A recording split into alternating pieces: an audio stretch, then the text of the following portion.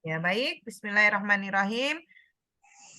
Sebelum tadi kita sudah membaca doa ya, ketika mau bertolabul ilmi ini memang diharuskan agar berkah kajian kita pada malam hari ini. Nah, malam hari ini pertama kali ketika ibu-ibu ingin menuntut ilmu ini saya akan memberikan materi tentang adab sebelum ilmu. Nah, ini dia. Dan ini penting, Bu. Jadi kami dulu sebelum ibu-ibu ini seperti kami ya, kami juga mendapatkan materi seperti ini. Karena apa gitu? Ketika nanti adab sebelum ilmu itu apa-apa aja. Jadi ilmu itu memang memang harus lengkapnya dengan adab. Jadi eh, tolabul ilmu itu sebelum kita tahu ilmu itu harus ada adabnya gitu. Nanti kita kupas tuntas ya di materi pada malam hari ini. Baik. Nah, ini dia. Ini pokok bahasannya ya. Yang pertama nanti kita jelaskan tentang belajar adab menurut ulama. Ya, kemudian apa itu adab? Nah, apa-apa saja. Nah, kemudian ada yang ketiga, keutamaan adab mulia. Nah, yang keempat, pentingnya mengaji. Ini ada 4 poin ya, Bu, yang akan saya bahas dan kupas tuntas. Nah, belajar adab menurut ulama. Ya, ini dia. Ya, next ya. Oke, ini dia. Tunggu dulu, ini saya akan kecilkan dulu ini saya. Oke, baik. Nah, Imam Darul Hijrah, Imam Malik rahimahullah pernah berkata pada seorang pemuda Quraisy ya. Ini sebenarnya Arabnya ini kan saya dari guru saya ini sebenarnya. Jadi mohon maaf ya Bu, tulisan Arabnya ya. Bahasa Indonesia saja ya Bu. Ya, jadi pelajarilah adab sebelum mempelajari suatu ilmu. Jadi memang para ulama-ulama dahulu itu Bu ya, seperti Imam Malik ya, kemudian Imam Darul Hijrah. Nah, ini mereka ini kan para ulama, para imam-imam ya. Nah, mereka ini belajar adab dulu sebelum mempelajari suatu ilmu. Jadi suatu luar biasa adab ini memang dijunjung tinggi, Bu. Ya, dijunjung tinggi ketika kita mempelajari suatu ilmu. Jadi ada ya, Bu ya, kalau kita pernah mendengar ya, ilmunya tinggi tetapi adabnya tidak ada adab, tidak ada akhlak. Nah, itulah dia. Jadi artinya apa? Sia-sia. Artinya ketika dia juga tidak mempunyai ilmu tetapi adabnya baik ya kan, santun kepada orang tua, kepada sesama lah ya, kepada sesama manusia. Nah, itu kan sungguh berarti itu manusianya. Ya, next ya. Nah, ini dia. Imam Malik bin Anas. Siapa? Kalau boleh tahu siapa Imam Malik bin Anas, Bu? Kita tanya jawab aja ini ya, interaktif ya. Nah, jadi Imam Malik ini adalah seorang ulama fikih ya, seorang ulama fikih. Mungkin kita sudah pernah dengar tentang mazhabnya ya, mazhab Imam Malik gitu ya. Nah, inilah beliau. Nah, beliau menghabiskan waktu ini menuntut selama 16 tahun ini untuk mempelajari adab. Ya, jadi khusus adab saja, Bu. 16 tahun gitu. Nah, kalau kita, Bu, ya, kalau kita mungkin nggak sampai 1 tahun ya, Bu ya. Kalau untuk sekarang ini ya. Nah, dan 4 tahun untuk mencari ilmu, ya. Jadi lebih banyak menuntut ilmu tentang adab. Nah, dan 4 tahun aja dia ilmunya, Bu. Nah, itulah dia ini Imam Malik, ya kan? Nanti kalau ada yang nggak jelas, nanti kita tanya jawab ya, Bu ya. Oke, baik. Nah, kemudian Imam Abu Hanifah berkata, kisah-kisah para ulama dan duduk bersama mereka lebih aku sukai daripada menguasai beberapa bab fikih karena dalam kisah mereka diajarkan berbagai adab dan akhlak luhur mereka. Nah, ini Imam Abu Hanifah ya. Nah, dia menceritakan lebih baik dia lebih suka dia ya duduk-duduk bersama para ulama-ulama ya. Kemudian daripada dia menguasai ilmu bab fikih. Nah, itulah dia saking menjunjungnya adab itu tadi, Bu. Ya. Ini karena kita sampai 57 halaman jadi saya ini ya agak. Nah, kemudian kenapa para ulama itu mendahulukan mempelajari adab? Nah, kita bertanya dong, ya kan? Kenapa ya? Seperti kalau Imam Syafi'i itu dia kalau nggak salah itu 20 tahun ya, 20 tahun itu adab saja gitu. Nah, ilmunya itu sekitar 10 tahun. Kayak tadi kan Imam Malik itu sekitar 4 tahun saja, ya. Kenapa para ulama ini mendahulukan mempelajari adab? Nah, di sini jelaskan. Nah, Yusuf bin Al-Husain berkata, dengan mempelajari adab maka engkau jadi mudah memahami ilmu. Sudah pasti dong, ya kan? Nah, kemudian Syekh Soleh Al-Utsaimin berkata, dengan memperhatikan adab maka akan mudah meraih ilmu. Sedikit perhatian pada adab, maka ilmu akan disia-siakan. Benar nggak, Bu? Ketika kita menjaga adab, ya kan, hari ini, ya kan, ibu-ibu menerima ilmu yang saya sampaikan nanti, gitu kan. Ketika ibu menjaga adab, kemudian niatnya ikhlas karena Allah, nah, ibu-ibu nanti akan mudah. Nah, itu ilmu apa saja yang ibu-ibu pelajari, nanti ibu-ibu akan mudah mendapatkan memahami, ya kan, memahami dan insya Allah akan mengamalkan di dalam kehidupan kita sehari-hari gitu. Nah, inilah dia. Kenapa para ulama itu lebih mendahulukan mempelajari adab dibanding ilmu. Nah, baik. Nah, kemudian Ibnu Mubarak menyatakan siapa saja yang meremehkan adab, maka dia akan disiksa dengan kekurangan akan amalan sunnah. Siapa saja yang meremehkan amalan sunnah, maka dia akan disiksa dengan kekurangan akan amalan fardu. Siapa saja yang meremehkan amalan fardu, maka dia akan disiksa dengan kekurangan akan ma'rifat. Nah, jadi sebenarnya ini menyatakan tentang ilmu ya. Inilah adab ini tadi, Bu. Jadi kalau kita sepele masalah adab ini, nah kita akan misalkan contohnya saja gini ya Bu ya, ketika kita berhadapan dengan guru kita gitu, padahal guru kita ini misalkan kayak saya ini umurnya sekitar 39 tahun ya, dan ibu-ibu misalkan katakanlah Ibu Hilda ini umurnya 50 tahun gitu kan. Nah, jadi Ibu Hilda, ini anak 39 tahun bisa apa gitu kan. Nah, saya sudah ini loh gitu. Junior nih junior. Nah, jadi akhirnya pas sepele gitu. Nah, itu nanti nggak berkah Bu ilmunya. Padahal ketika seorang anak kecil pun mengatakan suatu kebenaran, ya kan, maka kita akan terima, kita harus terima gitu. Jadi ilmu itu tidak apa namanya, oh harus ustadz ini gitu, oh harus ustazah ini, tidak Bu. Artinya ketika seseorang itu pun lebih muda dari kita dan apa yang disampaikannya itu benar sesuai dengan Al-Quran dan As-Sunnah, ikutin Bu. Nah, ketika ilmu itu di majelis ilmu itu pasti ada keberkahan. Nah, itu dia. Ya, jadi memang waktu itu Bu Ade juga mengatakan harus ada ketika kita mendatangi ilmu itu harus pakai gelas kosong, ya kan? Jadi ketika gelas kosong itu ya itu tadi ilmu yang akan kita terima itu bisa masuk ke gelas itu ya kan, tidak tumpah. Nah, tidak meluber ya kan? Nah, baik. Nah, Ibnu Al-Qayyim Al-Jauziyah menuturkan, adab seseorang itu adalah alamat kebahagiaan dan keberuntungannya, sedangkan minimnya adab merupakan alamat kenistapaan dan kerugiannya.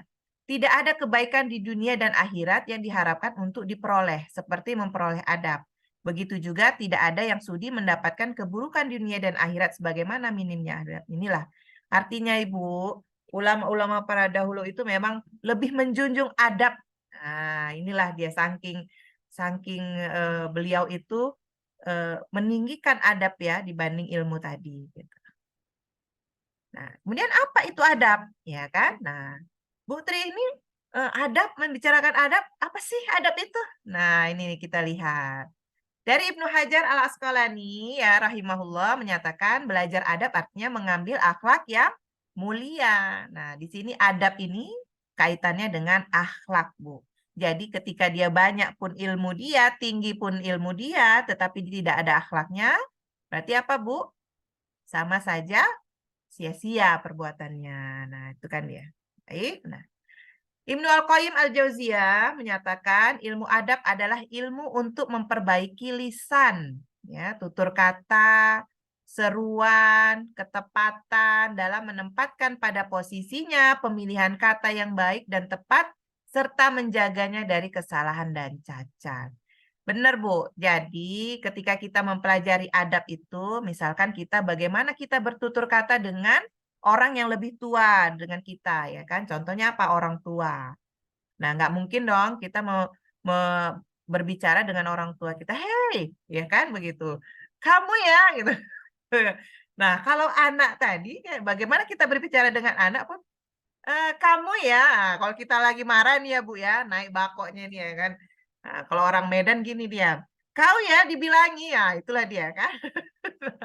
Nggak bisa dibilangi ya. Nah, itu kalau orang Medan, Bu Meli, ya kan. Nah, artinya, inilah dia caranya, Bu. Artinya bagaimana kita bertutur kata dengan ustazah-ustazah kita, guru-guru kita, ya.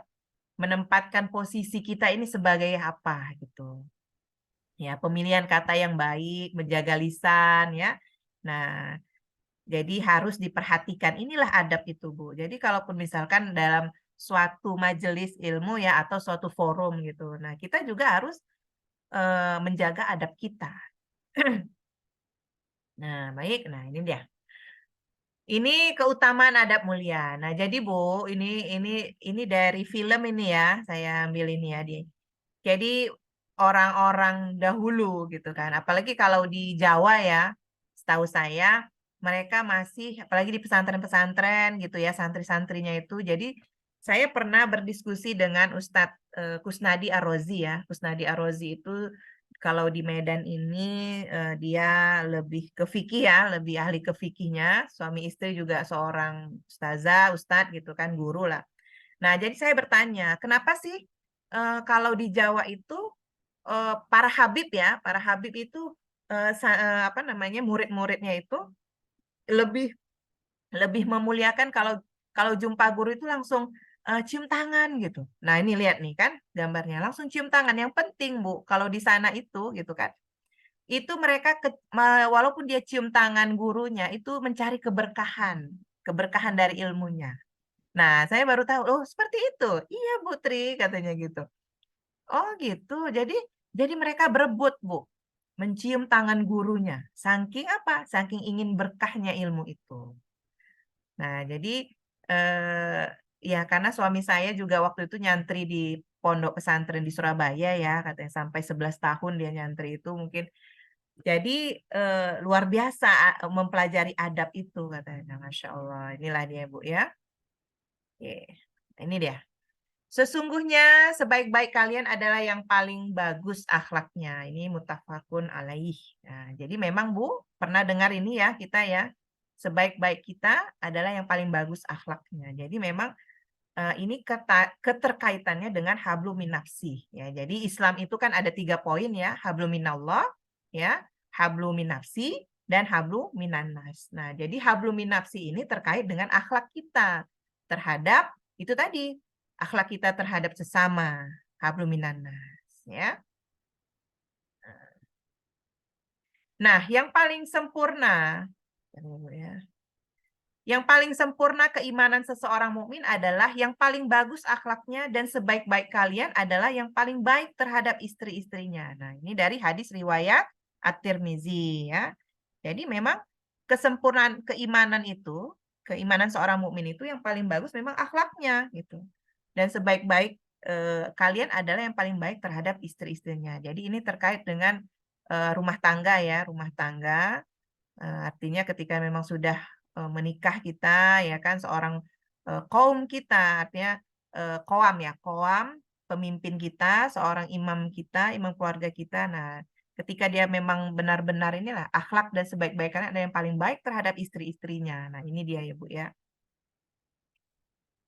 Nah, sesungguhnya seorang mukmin bisa meraih derajat orang yang berpuasa dan sholat dengan sebab akhlaknya yang luhur. Nah, ini dari hadis riwayat Ahmad nomor 2500 ya, 2513. Nah, inilah dia. Sesungguhnya orang mukmin ini bisa meraih derajat orang yang rajin dengan sebab akhlaknya. Jadi memang luar biasa ya Bu adab ini, nah akhlak yang luhur ini, akhlak yang baik ini. Artinya bisa meraih derajat orang ketika orang yang rajin puasa, rajin sholat, ya kan?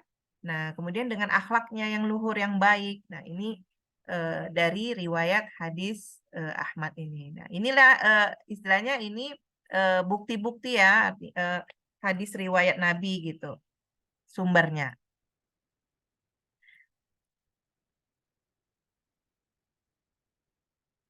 Kemudian tidak ada sesuatu pun yang lebih berat timbangannya dari akhlak mulia. Ketika diletakkan di atas mizan, timbangan amal, dan sungguh pemilik akhlak mulia akan mencapai derajat orang yang mengerjakan puasa dan sholat. Ini Bu, dari hadis riwayat Abu Daud dan At-Tirmizi. Jadi sungguh luar biasa Bu, ketika adab ini, kita akhlak yang mulia ini ya, akhlak yang mulia ini, dia memberatkan mizan. Mizan ini timbangan amal ya.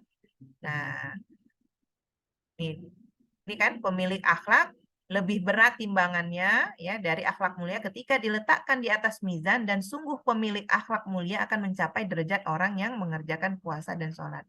Mengalahkan ini Bu. Nah, inilah dia luar biasa Bu ketika kita menjaga akhlak kita ini. Gitu. Karena memang ini kaitannya dengan habluminafsi. Nah, kemudian sesungguhnya yang paling aku cintai di antara kalian dan paling dekat tempat duduknya denganku pada hari kiamat adalah mereka yang paling bagus akhlaknya di antara kalian. Ini hadis riwayat Tirmizi. Ini hadis Rasul ini ya Bu ya. Nah, jadi memang Rasul itu sangat mencintai ketika kita memang menjaga akhlak kita, ya kan? Nah, ini Bu, paling dekat duduknya denganku pada hari kiamat. Nah, yang paling bagus akhlaknya di antara kalian. Itu tadi. Makanya kenapa pertama itu kita harus mempelajari materi tentang menjaga adab ya, adab terhadap ilmu, adab sesamanya semua. Nah, ini. Jadi ibu-ibu harus bisa paham gitu. Oh, ternyata menuntut ilmu itu begini ya, harus adabnya begini-begini. Iya, jadi jangan asal-asal saja Bu menuntut ilmu itu. Oh, saya langsung ini nggak begitu. Jadi makanya kenapa kami buat pembinaan ini? Ya ini, jadi nanti bertahap itu, berkesinambungan dari adab, kemudian apalagi. Nah, pada akhirnya nanti ibu-ibu akan paham, ya. Nah, baik nih dia. Kemudian aku penjamin suatu rumah di surga yang paling bawah bagi orang yang meninggalkan perdebatan walaupun dia benar. Dan aku penjamin suatu rumah di surga bagian tengah bagi orang yang meninggalkan berdusta walaupun bercanda. Dan aku penjamin sebuah rumah di surga yang paling tinggi bagi orang-orang yang bagus akhlaknya. Ini hadis riwayat Abu Daud. Nah, jadi Bu, ketika ada yang debat kusir, ya, itu kan diharamkan dalam Islam. Kemudian dia meninggalkan perdebatan itu, walaupun dia benar, Bu. Tapi karena sudah debat kusir, akhirnya ditinggalkan, ya kan? Nah, ini nih, artinya apa? Penjamin suatu rumah di surga. Nah, kemudian apa lagi? Aku penjamin suatu rumah di surga di bagian tengah, katanya. Ini meninggalkan berdusta, artinya berbohong, ya. Nah, walaupun bercanda. Nah, kemudian di sini, ya, penjamin rumah di surga yang paling tinggi. Itu bagi orang-orang yang bagus akhlaknya. Nah, ini Bu, yang bagus akhlaknya. Jadi, betapa pentingnya kita mempelajari adab ini tadi ya, Bu. Nah, baik. Nah, di sini saya akan, ini ada video ya. Sebenarnya ini ada video, tapi kok nggak muncul ini ya. Kok nggak muncul ya? Baik, nanti saja. Ya, ini dia.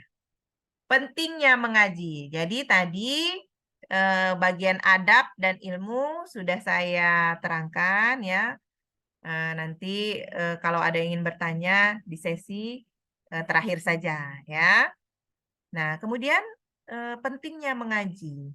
Kenapa sih mengaji itu penting? Jadi Bu, definisi mengaji ini bukan kita mengaji Al-Quran saja gitu. Jadi selama ini kita mendefinisikan ngaji itu membaca Al-Quran gitu. Ini definisi masyarakat awam ya. Nah, hari ini ibu-ibu harus sudah paham. Jadi mengaji di sini bukan ngaji Al-Quran saja. Artinya apa? Mengkaji isi Al-Quran. Ketika kita sudah pandai membaca Al-Quran, kita harus mengkaji isi Al-Quran, ya kan? Harus tahu tuh isi-isi Al-Quran apa aja. Kemudian apa lagi? Mengamalkannya. Nah, sesudah mengamalkannya di kehidupan kita sehari-hari, bagaimana isi Al-Quran itu, begitulah kita amalkan dalam kehidupan kita. Ya kan? Contohnya apa? Misalkan, tidak boleh meninggalkan sholat.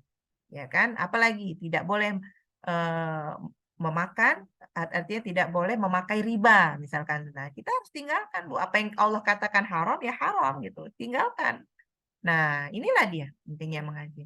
Kemudian habis itu apa lagi? Ketika kita sudah mengamalkan, kita mendakwahkannya. Nah, ada urutan-urutannya, Bu. Ya. Nah, ini materi ini saya ambil dari guru saya di Majelis Ilmu Sister Antil Jana ya. Mungkin Bu Hilda sudah tahu karena teman-teman saya juga nih ya, luar biasa. Nah, inilah dia Taman Surga ya. Nabi Shallallahu Alaihi Wasallam bersabda, jika kalian melewati Taman Surga maka berhentilah. Mereka bertanya, apakah Taman Surga itu ya Rasul? Kata mereka. Beliau menjawab, halaqah dzikir atau majelis ilmu. Jadi kita ini apa namanya dalam pengajian ya, pengajian ada majelis ilmu ya. Jadi bahasa Arabnya itu halaqah ya, halaqah. Halaqah dzikir itu majelis ilmu. Jadi halaqah. Nah, inilah Bu yang dinamakan Taman Surga. Dan hari ini kita di Taman Surganya Allah ya. Nah, jadi kalau kita ke taman surganya Allah itu, para malaikat itu, Bu, bernaung di rumah kita, Bu. Di atap rumah kita masing-masing ya. Ada mungkin sekitar 10.000 malaikat. Ya, makanya ketika di taman surga itu banyak-banyak kita bermunajat kepada Allah, ya kan? Karena akan diaminkan oleh para malaikat misalkan. Ya Allah, dalam hati nih ya, Bu ya. Ya Allah, hari ini aku ada masalah, ada persoalan yang mana memang aku tidak sanggup untuk menyelesaikannya. Ibu bisa bermunajat dalam hati, ya Allah, lapangkanlah semua permasalahanku hari ini. Insya Allah diaminkan malaikat. Nah, makanya kami itu suka sekali di majelis ilmu gitu, karena memang majelis ilmu itu ada keberkahannya, Bu. Walaupun misalkan majelis ilmu itu kita sudah tahu materinya gitu, judul-judulnya, tapi kami yang namanya seorang yang hijrah itu ya, Bu ya, ibu-ibu yang sudah hijrah itu dia haus akan ilmu. Nah, itulah tanda-tanda orang-orang yang sudah berhijrah itu adalah haus akan ilmu agama Allah. Nah, kemudian iya, ketika dia seorang hijrah itu bukannya semakin mudah ujiannya, tetapi apa? Semakin berat ujiannya, Bu. Nah, tapi itulah dengan semakin beratnya ujian itu ada ilmu. Nah, ilmu inilah yang akan mengantarkan kita, Bu, ke pintu surganya Allah. Ke surganya Allah lah bahkan ya. Nah, ini dari hadis riwayat Tirmizi. Nah, ini tentang majelis ya, tentang majelis zikir ini. Ini ada zikirnya ya, Bu ya. Nah, jadi beda nih majelis zikir, majelis ilmu, majelis zikir gimana nih kan gitu. Nah, Atta bin Abi Robbah rahimahullah berkata, majelis zikir adalah majelis yang di dalamnya membicarakan ilmu halal dan haram ya, yaitu bagaimana harus menjual. Di sini ada muamalahnya, bagaimana menjual, membeli, berpuasa, mengerjakan sholat, ya kan, menikah, cerai, melakukan haji dan semacamnya. Ini Bu, majelis zikir ini ya majelis ilmu yang membicarakan tentang ini halal nih, ya, ini haram, apalagi ini makruh, ini mubah misalkan gitu ya. Jadi majelis ilmu itu apa namanya sungguh luar biasa ini ya di sini ini yang saya bilang ada keistimewaan, ada keberkahan ya. Misalkan kita nggak tahu jadi tahu. Nah, ini dia. Belajar untuk beramal. Abu Abdillah Ar-Ru'zabari rahimahullah berkata, barang siapa yang berangkat menimba ilmu sementara yang dia inginkan semata-mata ilmu, maka ilmunya tidak akan bermanfaat baginya. Dan barang siapa yang berangkat menimba ilmu dalam rangka mengamalkan ilmu, niscaya ilmu yang sedikit pun akan bermanfaat baginya. Artinya, Ibu, ketika kita bermajelis ilmu dan hari ini kita bermajelis ilmu, misalkan gitu, semata-mata cuma ingin ilmunya saja, tetapi niatnya itu sekedar udahlah diajak Bu Tri ikut kelas pembinaan ikut aja katanya gitu kan. Jadi ya sekedarnya aja gitu. Nah, ini nggak bermanfaat. Dia tahu, Bu. Akhirnya dia tahu juga ilmunya tapi nggak bermanfaat gitu. Nah, tetapi ketika dia memang bermajelis ilmu, ya menuntut ilmu itu mengamalkan ilmunya, misalkan pada hari ini gitu kan ibu-ibu, oh ternyata di majelis ilmu itu harus adab dulu nih, gitu kan. Nah, ini akan bermanfaat, Bu, dan ini harus diamalkan ilmu ini. Jadi, ibu-ibu yang sudah bermajelis ilmu, yang kemarin-kemarin kita diajari dengan guru-guru kita, itu harus diamalkan, gitu. Kalau tidak diamalkan, tidak bermanfaat, Bu. Nah, inilah dia ya. Oke, baik. Nah, orang berilmu PS orang tidak berilmu ya. Nah, Jadi katakanlah, adakah sama orang-orang yang mengetahui dengan orang-orang yang tidak mengetahui? Sesungguhnya orang yang berakal lah yang dapat menerima pelajaran ini. Quran surah Az-Zumar. Nah, ini ya Bu, Az-Zumar ayat 9.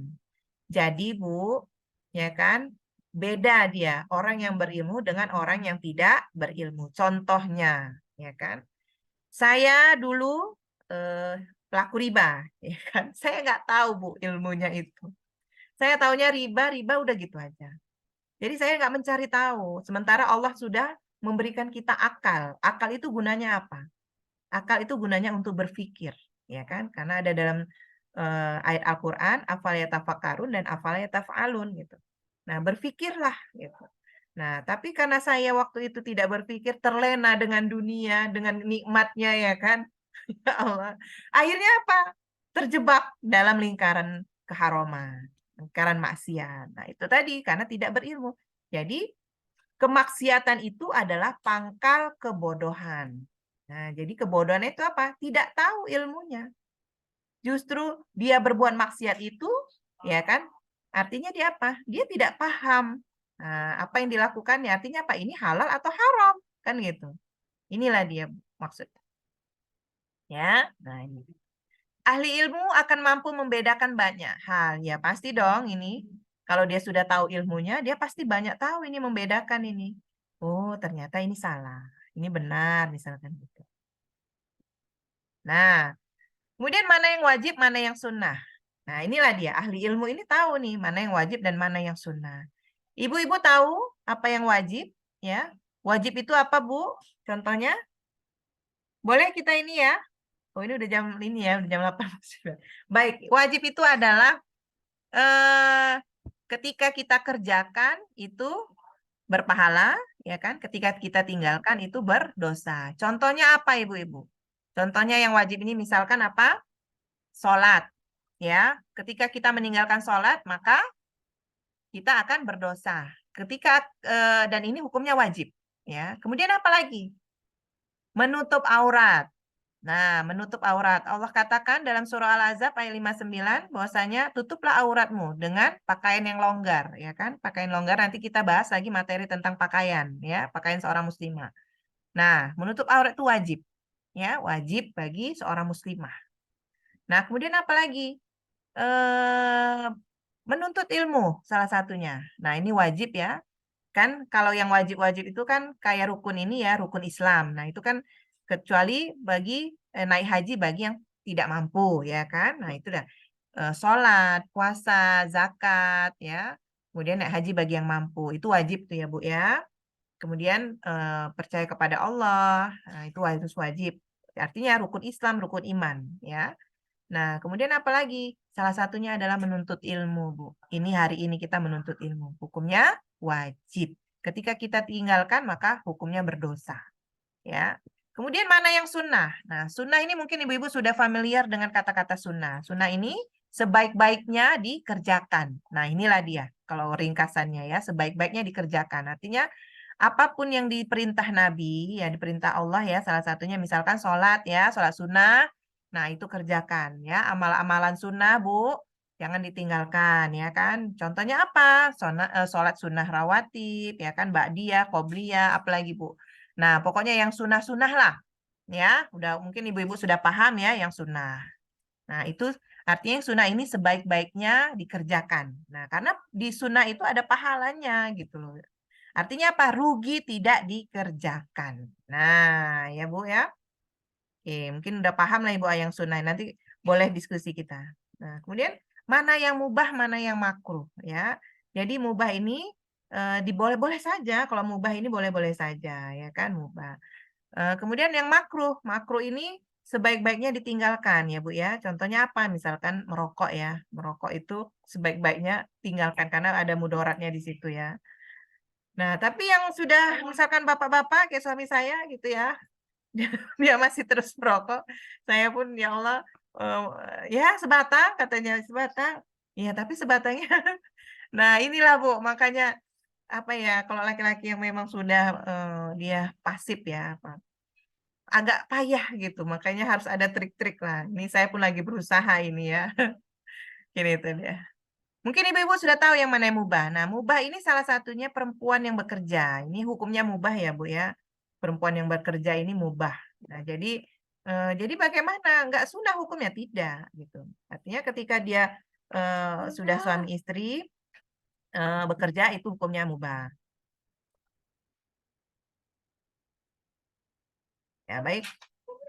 Nah, mana yang halal dan mana yang haram? Nah, ibu-ibu sudah harus tahu ketika nanti sudah bertolabul ilmi, ya kan, menuntut ilmu ini udah tahu nih, oh ini halal, ini haram. Nah, itu tadi ya kan, fikih muamalahnya ibu harus belajar banyak gitu. Nah, kemudian mana yang baik dan mana yang buruk? Nah, ibu-ibu sudah paham.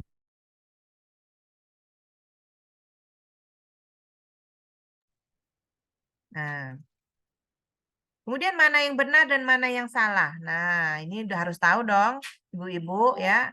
Ketika ibu-ibu menuntut ilmu, udah harus paham ini. Oh, ini benar, ini salah. Nah, itu. Apalagi mana yang kekal, mana yang fana. Ibu-ibu boleh tahu mana yang kekal dan mana yang fana? Nah, kekal ini, Bu, ini contohnya apa? Surga dan neraka. Ini kekal ya, Bu. Yang fana ini apa? Dunia. Ya, dunia ini fana, Bu. Sementara, inilah dia contohnya. Nah, kemudian mana yang penting, mana yang tidak. Jadi ibu-ibu sudah harus tahu nih, mana perbuatan yang penting, mana urusan-urusan yang penting, dan mana yang tidak penting. Nah, ini ibu-ibu sudah harus tahu. Contohnya apa misalkan? Ada nanti ibu-ibu sering sering ketemu nih ya. Contohnya, oh nanti malam ada Zoom nih, ada majelis ilmu. Nah, satu lagi ada pertemuan misalkan. Ada pertemuan yang lain gitu kan. Nah, ibu-ibu harus sudah bisa membedakan ini mana ya yang lebih penting nih menuntut ilmu atau apa namanya ada pertemuan itu menghadiri pertemuan misalkan gitu. Nah, ibu-ibu udah harus paham deh jadinya. Nah, nah inilah dia. Jadi Bu, ilmu inilah mana jalan ke surga dan neraka. Inilah ilmu, Bu. Ilmu ini akan menuntun kita mana ke surga dan mana ke neraka. Nah, jadi kalau misalkan kita tidak menuntut ilmu, kita nggak tahu, Bu. Ini jalan ke surga dan neraka ini nggak tahu. Jadi kalau misalkan orang yang bermaksiat itu kalau tidak berpikir dia, ya kan, tidak berpikir dia tidak kembali kepada Allah, tidak berpikir bahwasanya dunia ini adalah fana, ya kan, dan akhirat itu adalah kekal. Nggak tahu Bu jalan jalan ke surga dan neraka gitu. Nah, paling ini jalan ke surga, paling dia kemana? Ke neraka akhirnya kan. Nah, jadi Bu, inilah dia keutamaan mengaji Bu. Inilah mengaji. Ini mengaji ini bermajelis ilmu gitu. Nah, menuntut ilmu. Yang pertama adalah kewajiban agama. Ya, inilah Bu. Kemudian kedua apa? Diberitahu kita jalan ke surganya Allah. Ya. Nah, ketiga apa? Diberi pahala. Udah menuntut ilmu, dikasih tahu lagi ke jalan ke surga, ya kan? Diberi lagi pahala sama Allah. Kemudian apa lagi? Dihapus lagi dosa kita, Bu. Dosa-dosa kecil kita, ya kan? Dosa-dosa kecil, dosa-dosa besar sama, ya kan? Dihapus. Diangkat lagi derajatnya sama Allah. Luar biasa nggak ini, Bu? Keutamaan mengaji. Makanya, Bu, kami itu getol kali. Ayo, ayo ibu-ibu menuntut ilmu. Ini dia salah satunya ini nih. Nah, menuntut ilmu itu keutamaannya ini, Bu. Nah, ya. Udah paham ya, Ibu ya? Sekarang ya. Nah, baik.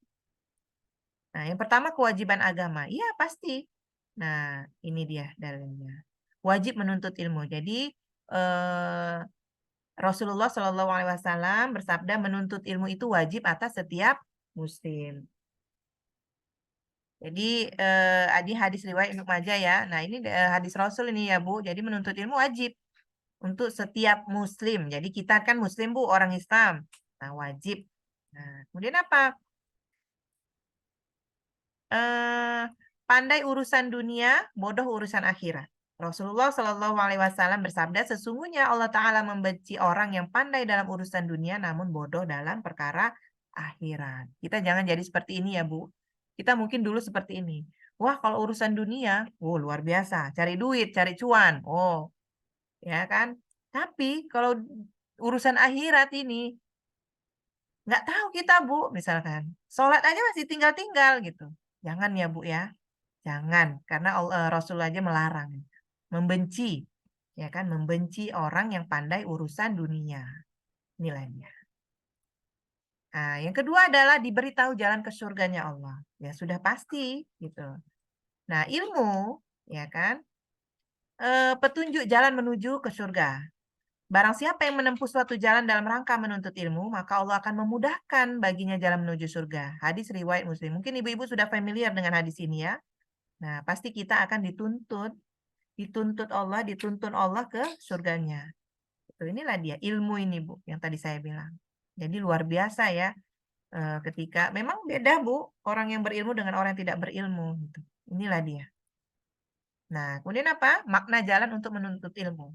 Yang pertama, menempuh jalan untuk menuntut ilmu dalam arti yang sebenarnya seperti berjalan kaki menuju majelis-majelis ilmu. Kemudian, menempuh jalan atau cara yang dapat mengantarkan seseorang untuk memperoleh ilmu syar'i seperti membaca, menghafal, menelaah, dan sebagainya ya. Inilah dia. Nah, ini sudah mau jam 9 ya. Jadi makna Allah memudahkan jalannya menuju surga. Jadi Allah akan memudahkan orang yang menuntut ilmu semata-mata karena mencari keridoan Allah. Dapat mengambil manfaat dan mengamalkannya sehingga bisa memasuki surganya. Ini poin pertama ya Bu. Poin yang kedua adalah Allah akan memudahkan jalan baginya menuju surga ketika melewati titian asyiratul mustaqim ya pada hari kiamat dan memudahkannya dari berbagai kengerian pada sebelum dan sesudah. Ini Bu, yang poin 2 ada namanya jembatan Siratul Mustaqim. Nah, ini nanti ya kan yang akan bisa menolong kita ini siapa, Bu?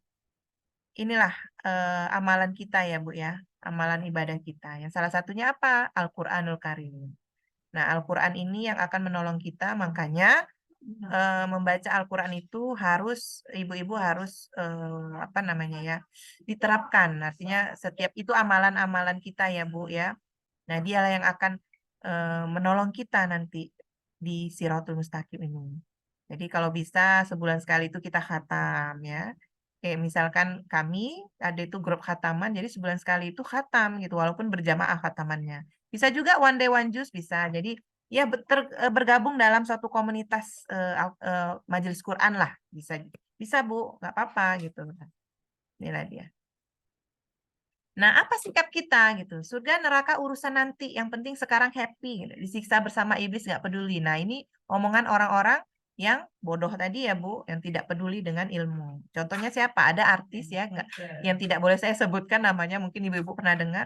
Nggak apa-apa, saya satu neraka dengan BTS gitu kan, satu neraka dengan siapa gitu. Kemarin tuh artis apa gitu. Nah, ini dia. Sama ini. Saya sama-sama. Yang penting saya satu ini satu neraka kami katanya gitu kan. Ya Allah Robbi, astagfirullahaladzim kan gitu, istighfar gitu ya Bu. Nah, kedua apa? Serius mencari ilmu agar tahu jalan pulang menuju surga. Siap mengikuti petunjuk ke arah surga sehingga bisa berkumpul bersama nenek moyang kita Adam dan Hawa. Iya, memang harus serius kita mencari ilmu ini Bu, tapi ilmu agama ya, ilmu Allah ya. Nah, menuju ke surganya Allah. Makanya seorang mukmin yang cerdas itu dia selalu mengingat kematian dan untuk bagaimana dia mempersiapkan diri untuk akhirat. Kemudian yang ketiga diberi pahala. Sudah pasti Bu diberi pahala sama Allah, ya. Nah, inilah dia. Menuntut ilmu itu ibadah. Tuntut dari Muaz bin Jabal, ya, tuntutlah ilmu, belajarlah Islam karena mempelajarinya adalah suatu kebaikan untukmu. Mencari ilmu adalah suatu ibadah, saling mengingatkan akan ilmu adalah tasbih, membahas suatu ilmu adalah jihad. Mengajarkan ilmu pada orang yang tidak mengetahuinya adalah sedekah. Ya, mencurahkan tenaga untuk belajar dari ahlinya adalah suatu kurbah. Kurbah ini apa, Bu? Taqarrub ilallah. Jadi ibu-ibu dalam posisi apa? Mencurahkan tenaga untuk belajar. Nah, inilah dia. Artinya apa? Ibu-ibu berusaha untuk mendekatkan diri kepada Allah. Ya, jadi ada yang dari kantor, ada yang dari mana-mana. Ini saya ada majelis ilmu ini pada malam hari ini sama Bu Tri dan Bu Ade nih. Nah, ini gimana ini ya? Harus dipersiapkan. Nah, inilah dia Bu, mencurahkan tenaga. Nah, ya. Nah, kalau kami apa gitu kan? Ini saling mengingatkan akan ilmu. Nah, membahas suatu ilmu. Nah, ini membahas suatu ilmu kita Bu. Nah, kemudian apa? Mengajarkan ilmu pada orang yang tidak mengetahuinya adalah sedekah. Nah, inilah kenapa kami getol ya Bu ya untuk mengajari ibu-ibu ya selalu membersamai gitu. Insya Allah ya Bu istiqomah. Nah, kemudian pahala haji yang sempurna dari Abu Umamah radhiyallahu anhu, Nabi Shallallahu alaihi wasallam bersabda, siapa yang berangkat ke masjid yang ia inginkan hanyalah untuk belajar kebaikan atau mengajarkan kebaikan, ia akan mendapatkan pahala haji yang sempurna. Hajinya inilah di hadis riwayat Tabrani dalam Al-Mu'jam Al-Kabir. Ya Bu ya, pahala haji yang sempurna.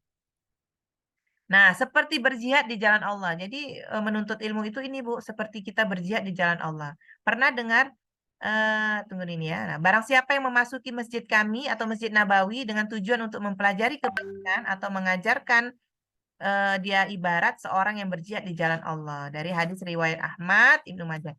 Pernah Ibu, ada viral Bu, suatu bapak-bapak ya, dia dalam majelis ilmu karena kebiasaannya mengikuti majelis ilmu, maka dia matinya dalam keadaan bermajelis ilmu Bu. Itu viral kemarin itu. Jadi ketika dia mendengarkan tiba-tiba, udah aja, udah dipanggil Allah, udah gitu aja. Siapa sih yang nggak mau mati dalam keadaan husnul khotimah kan begitu. Ya baik. Nah ini dia. Kemudian apalagi nih dihapus dosa. Ya, ini sudah Pak, ini sudah janji Allah Bu. Ketika kita ada dosa-dosa yang kecil gitu ya, insya Allah dihapuskan dosa sama Allah. Nah ini dia, dosa-dosa kecil akan diampuni. Nabi Shallallahu Alaihi Wasallam bersabda, siapa yang berpindah baik dengan berjalan kaki atau naik kendaraan untuk mempelajari ilmu syariat atau agama, maka ia akan diampuni dosa-dosa kecilnya yang telah lalu sebelum ia akan melangkah dari tempatnya jika ia berniat karena Allah Ta'ala. Jadi Bu, di highlightnya ini nih. Niatnya karena Allah Ta'ala. Ibu-ibu, kemanapun ibu-ibu bermajelis ilmu, ya, bertolabul ilmi, niatnya harus benar, ya, karena Allah Ta'ala.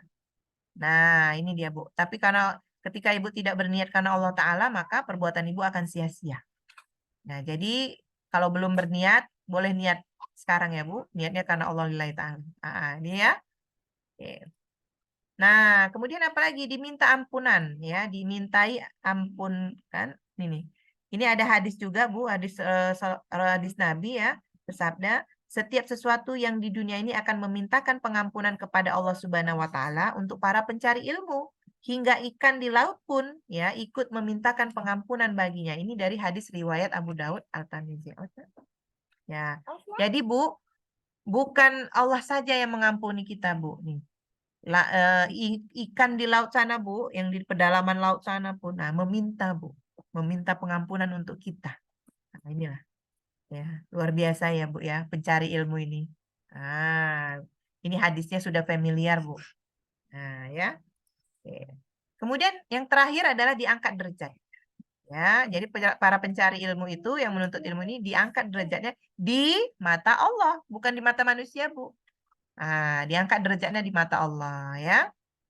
Nah, Allah mengangkat derajat orang berilmu. Jadi Umar radhiyallahu anhu berkata, sesungguhnya Nabi kalian itu bersabda, sesungguhnya Allah mengangkat derajat seseorang dengan kitab ini, kitab Al-Quran, dan merendahkan yang lain dengan kitab ini. Ini hadis riwayat Muslim. Nah, jadi ini khusus untuk orang-orang yang menuntut ilmu, yang berilmu dan menuntut ilmu ini. Ini hadisnya ya. Nah, Allah mengangkat derajat orang.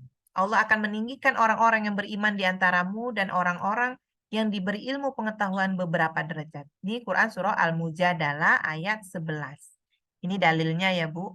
Nah, ketika Allah meninggikan orang-orang yang beriman dan di antaramu adalah orang-orang yang diberi ilmu pengetahuan beberapa derajat. Nah, orang cacat menjadi hakim. Ini ada kisahnya ya Bu ya. Ada seseorang yang lehernya cacat, sehingga dia selalu menjadi bahan ejekan orang-orang di sekitarnya. Kemudian ibunya berkata kepadanya, hendaklah engkau menuntut ilmu, niscaya Allah akan mengangkat derajatmu. Lalu orang tersebut menuntut ilmu syar'i, ya, ilmu Allah ini ya, sampai dia menjadi seorang alim. Alim ini pandai, ya, sehingga dia diangkat menjadi hakim di Mekah selama 20 tahun. Dan jika ada seseorang yang memiliki perkara duduk di hadapannya, gemetarlah seluruh tubuh sampai dia berdiri. Ini Bu, ini luar biasa ya. Inilah dia janji Allah ini. Allah itu akan mengangkat derajatmu. Ya itu di mana? Ini dia. Inilah salah satu contohnya ini. Jadi dulu ini ada kisah pada saat zaman dulu itu ya, waktu masa Rasulullah ya. Nah inilah dia. Sampai gemetar orang melihat ketika duduk di hadapannya, gemetar seluruh tubuhnya sampai dia berdiri. Nah ini contohnya. Nah, ini ya, diingatkan lagi ya, keutamaan mengaji, menuntut ilmu itu ini dia ya Bu ya, kewajiban agama, diberitahu jalan ke surga, diberi pahala, dihapus dosa, dan diangkat derajat. Jadi ada 5 poin Bu ini Bu, ini luar biasa. Siapa sih yang nggak mau ini? Nah, kalau ibu-ibu yang lain-lain itu yang kalau tak lebih tahu luar biasa ini Bu. Nah, inilah yang kami pahami Bu. Setelah kami mempelajari ilmu-ilmu syar'i ini, ilmu-ilmu Allah ini Bu. Nah, jadi saya berharap kepada ibu-ibu, poin ini Bu, utama mengaji ini jangan sampai ibu lupa gitu. Karena luar biasa Allah kasih pahala dan udah dikasih pahala, dikasih kita jalan ke surganya Allah ya, kasih tahu, diangkat lagi derajatnya, Masya Allah ya. Nah, bagaimana? Apakah sudah paham mengapa kita harus ngaji? Ya, nah, alhamdulillah. Jadi sudah paham ya Bu, kenapa kita harus mengaji? Nah, itu dia. Alhamdulillah, kajian kita pada malam hari ini sudah selesai ya. Mungkin ada pertanyaan dari ibu-ibu atau karena sudah waktunya jam 9 ya, nggak apa-apa. Boleh ada pertanyaan? Bagaimana Bu Ade? Ya, boleh dibuka Bu mute-nya, boleh dibuka ini kita tanya jawab. Boleh dibuka semuanya. Ya. Iya, seperti di awal kan sudah dibilang untuk kajian itu yang 1 jam. Nanti kita ada 15 menit untuk tanya jawab. Oh, Kurang silakan. 15 menit. Ya. Ya, silakan Ibu-ibu.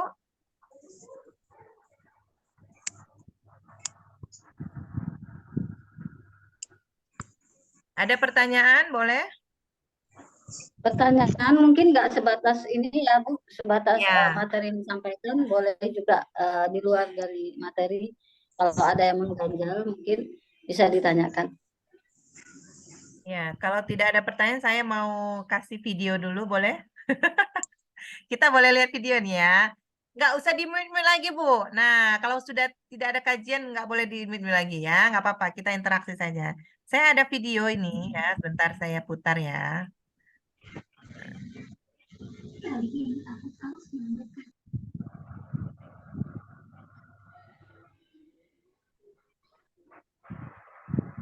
Siapa saja yang menempuh jalan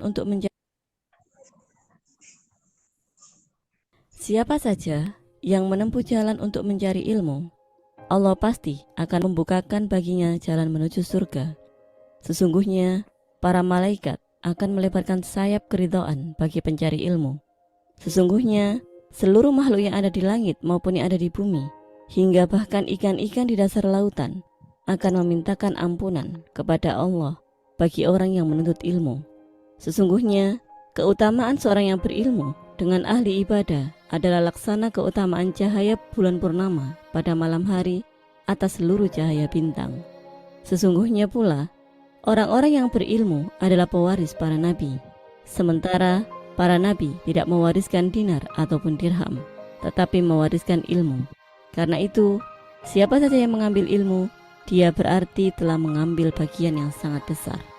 Untuk itu, pengemban dakwah secara asalnya haruslah orang yang berilmu. Ya, itu tadi Bu. Ya, udah paham ya. Alhamdulillah. Ada pertanyaan? Boleh satu orang? Saya tunjuk ya. Ini saya nanya ini. Atau saya tunjuk? Bu, boleh bertanya Bu? Ini dengan Ibu siapa? Boleh? Boleh bertanya. Sebutkan nama ya, boleh sebutkan nama. Ya, Assalamualaikum warahmatullahi wabarakatuh. Ya, Waalaikumsalam warahmatullahi wabarakatuh. Nah, saya Rini di Krakatau, Medan. Ibu Putri, saya ingin bertanya, amalan-amalan apa saja yang bisa dilakukan oleh perempuan yang sedang berhalangan? Karena sholat kan tidak bisa, membaca Al-Quran juga tidak bisa. Amalan apa aja tuh? Terima kasih. Wassalamualaikum warahmatullahi wabarakatuh. Waalaikumsalam warahmatullahi wabarakatuh. Yang lain ada, biar sekalian dijawab, Bu. Satu lagi ya. Bu Meli ada? Ya, Mbak Alima. Assalamualaikum warahmatullahi wabarakatuh. Kayak mana saya Bu Alima dari Gerdua ya. Kayak mana biar kita tetap istiqomah Ustazah, biar kita tetap semangat dalam menjalani hijrahnya. Iya, baik. Mungkin ada lagi atau ini aja dulu ya. Ya, alhamdulillah. Untuk awalnya saya sebenarnya kalau dibilang ustazah belum ya, karena juga saya fakir ilmu, saya juga masih dalam menuntut ilmu juga. Jadi alangkah baiknya kita Lala, tolong Marisa Bella. ini Bu Ririn ini kita mute dulu. Nah, baik. Yang pertama itu adalah pertanyaan dari Bu Rini. Apa sih amalan-amalan ketika kita lagi sedang haid, ya kan? Lagi sedang haid itu artinya kita juga tidak boleh membaca mushaf ya, Al-Quran. Kemudian tidak boleh memegangnya ya, dan membacanya saja tidak boleh apa memegangnya. Kemudian apa lagi, Bu? Banyaklah yang apa namanya yang tidak diperbolehkan ya. Nah, jadi ketika kita sedang haid itu biasanya saya itu sering selawat ya. Selawat ya, kemudian zikir kepada Allah. Artinya zikirnya apa? Tahmid ya, tasbih, tahmid dan takbir. Itu boleh, Bu. Berzikir boleh. Nah, untuk kalau untuk membaca Al-Quran kan tidak boleh. Jadi itu Bu, amalan-amalannya gitu. Artinya kita masih bisa mengingat Allah dengan zikirnya Allah. Itu tadi. Seperti ya, subhanallah, walhamdulillah, wala ilaha illallah, Allahu akbar. Boleh. Kemudian sholawat, perbanyak sholawat. Ya, untuk saat ini itu aja. Nah, itu Bu Rin, biar ini amal-amalan yang mungkin yang sehari-hari ya, apa saja gitu. Itu Bu, untuk sementara gitu. Mungkin ada Bu Ade untuk menambahkannya untuk amalan-amalannya. Mungkin bukan untuk amalan ya, larangan salah satunya larangan adalah memasuki masjid Ya, atau apa musola ya. Kalau kita sedang haid, kalaupun kita harus bertolabul ilmi atau misalnya nih eh, kita belajar tahsin gitu kan, tapi tahsin ya bukan talaki. Kalau talaki kan membaca ayat Al-Quran. Nah, belajar tahsin hanya sepenggal itu boleh. Tapi kalau misalnya belajarnya di dalam, bisa kita minta sama ustazahnya, saya lagi haid, boleh nggak ustazah kita hanya belajar di terasnya masjid. Nah itu. Kalau amalan tadi ya selain zikir, salawat, berdoa juga boleh. Berdoa misalnya eh, seperti doa Rabbana atina fid dunya hasanah, misalnya la ilaha illallah anta ini kuntu minaz zalimin. Semacam doa-doa yang ini boleh diperbolehkan kita membaca doa itu tadi tambahannya. ya. Nanti saya akan share di grup larangan-larangan ketika haid ya, Bu. Itu sudah ada kemarin ada PPT-nya. Nanti saya share. Nah, kemudian pertanyaan kedua, Bu Halimah. Gimana Bu Rini dengan jawabannya? Kalau Rini? ini Bu, saya ada dengar katanya kalau membaca Al-Fatihah juga tidak boleh ya? Ya, karena Al-Fatihah itu kan dia umul Quran ya. Nah, surat pembuka dalam Al-Quran juga memang nggak boleh, Bu.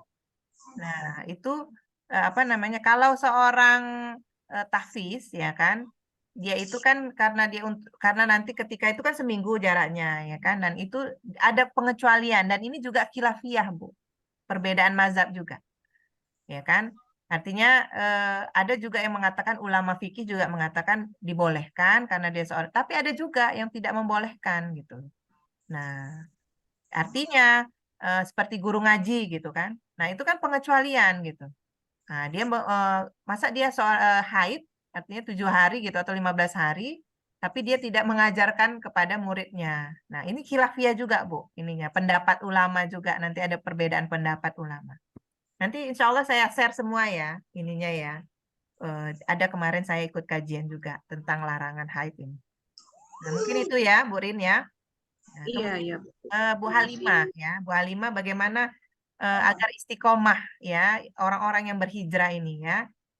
Artinya ibu-ibu, kita juga dalam keadaan berhijrah ya. Kenapa gitu? Kenapa saya katakan begitu? Saya dulu hijrah saya itu 2 tahun yang lalu, Bu. Ya, 2 tahun yang lalu juga. Nah, kemudian saya menemukan circle ini. Kita masuk ke dalam circle ini, lingkaran orang-orang yang berhijrah.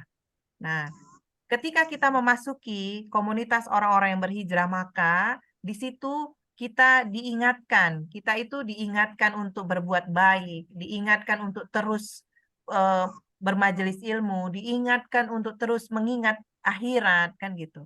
Tapi ketika kita tidak ikut dalam circle ini, lingkaran orang-orang yang hijrah ini gitu, maka apa yang terjadi? Kita tidak akan menjumpakan seperti ini, Bu.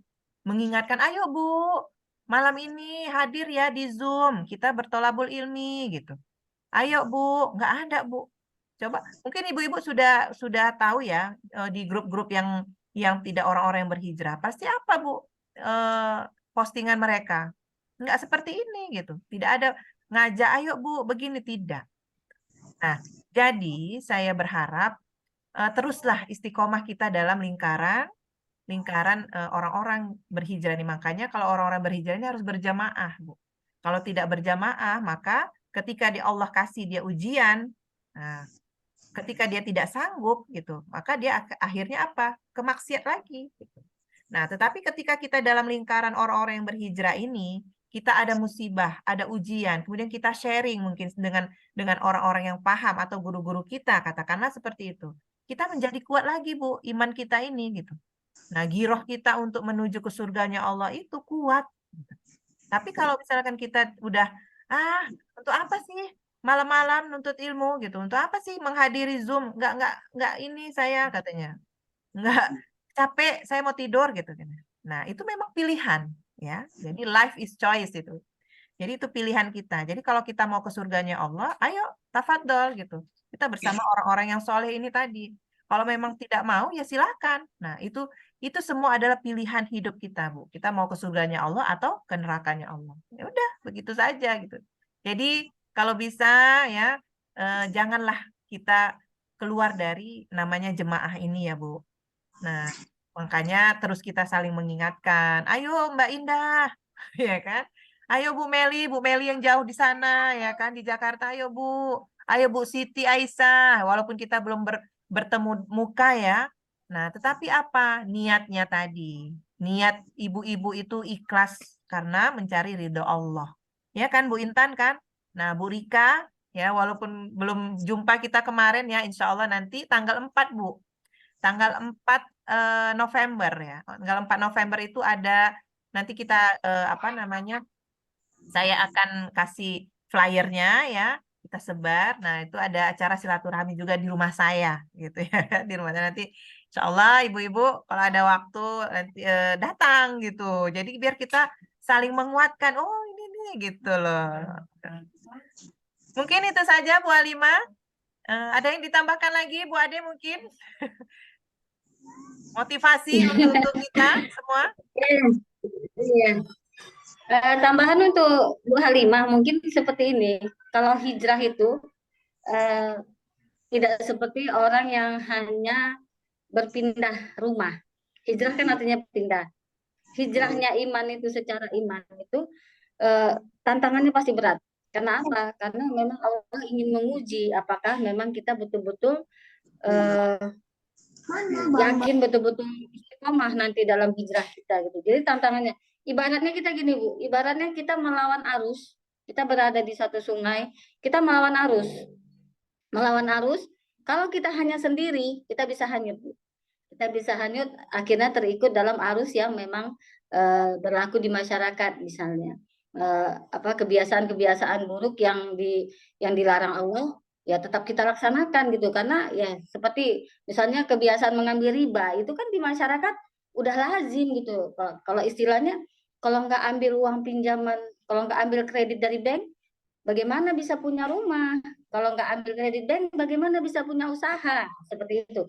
Jadi ibarat kita melawan arus, kita itu harus bersama-sama berpegangan tangan gitu. Kalau kita rame bersama-sama berjamaah, kita bisa, insya Allah kita bisa sampai ke jalan yang ingin tuju, yaitu adalah jalan kebenaran. Nah itu tadi.